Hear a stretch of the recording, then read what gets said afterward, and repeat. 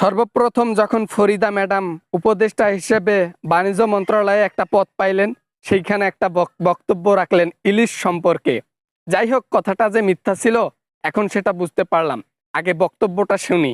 দেশের মানুষ যেন ইলিশ মাছটা পায় এবং সেটার দামটা অহেতুকভাবে বাড়ানো কোনো মতে যুক্তিসঙ্গত নয়, এবং দেশের মানুষকে না খাইয়ে বাইরে পাঠানো আমি কোনো মতে অ্যাপ্রুভ করি না।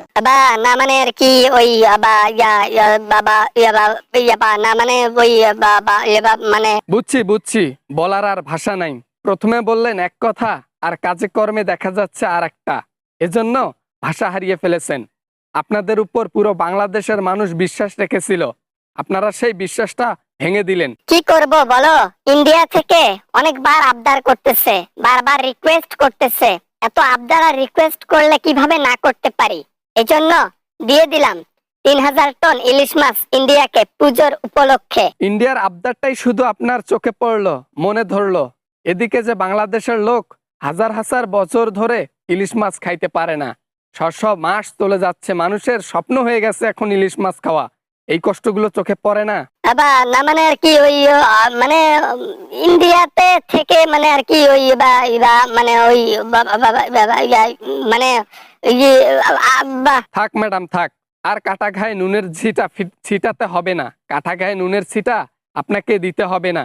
আপনারা শুধু মিথ্যা সান্ত্বনা দিতে জানেন, আর কিচ্ছু করতে জানেন না।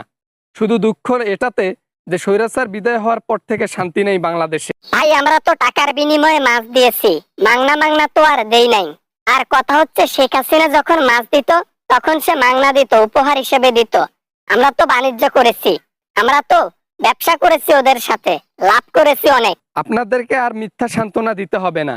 যেখানে কোটি কোটি টাকা খরচ করে পাঙ্গাস মাছ আবাদ করা হয়, সেই পাঙ্গাস মাছ 220 টাকা কেজিতে বিক্রি হয়। অথচ ইলিশ মাছ ফাও তৈরি হয়, আল্লাহ তাআলা দেন সেটাই।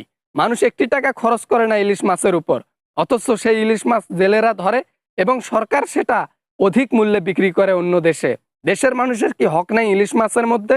হ্যাঁ, আপনি নিজেই বলেন, বিবেক খাটিয়ে বলেন কথাটা। দেশের মধ্যে অনেক টাকা ঋণ হয়েছে, এই ঋণ শোধ করতে আমাদেরকে ইলিশ মাছ আরো বিক্রি করতে হবে। শুধু এটা শুরু মাত্র।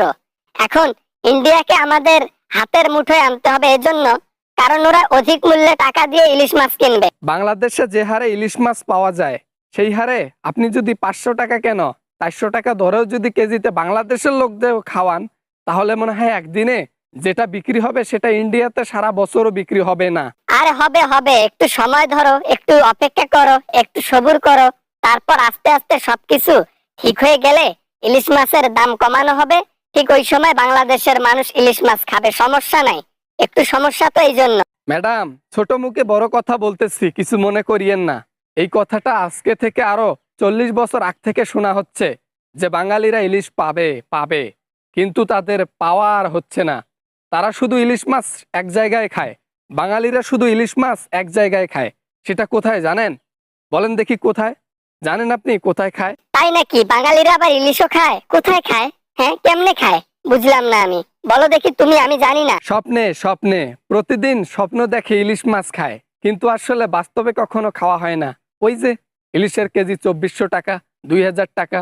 আমরা ইলিশের বদলে পাকি মাছ খাই, সান্ত্বনা নেবার জন্য যে ইলিশ খাচ্ছি। ইনশাআল্লাহ এই জিনিসটা খুব শীঘ্রই সমাধান হবে এবং ঘরে ঘরে যতগুলো বাংলাদেশি লোক আছে সবার ঘরে ঘরে ইলিশ পৌঁছে যাবে। সবাই নিজের সামর্থ্য অনুযায়ী ইলিশ মাছ খাইতে পারবে ইনশাআল্লাহ, সেটারই ব্যবস্থা নেওয়া হবে। থাক, হইছে। আজকে এক কথা বলবেন, কালকে অন্য কথা। অতএব বাঙালিরা ইলিশ খাওয়ায় ছেড়ে দেখ, এটাই ভালো। ওই জাতীয়তাবাদী মাছের দরকার নাই। ওইটা জাতীয় মাছ কেমনে হয় যেটা বাংলাদেশের মানুষে খাইতে পারে না? পাঙাশ মাছ জাতীয়তাবাদ করেন, পাঙাশ মাছ। আসসালামু আলাইকুম বন্ধুরা, আশা করি ভিডিওটা অনেক ভালো লেগেছে অ্যান্ড অনেক এনজয় করেছেন।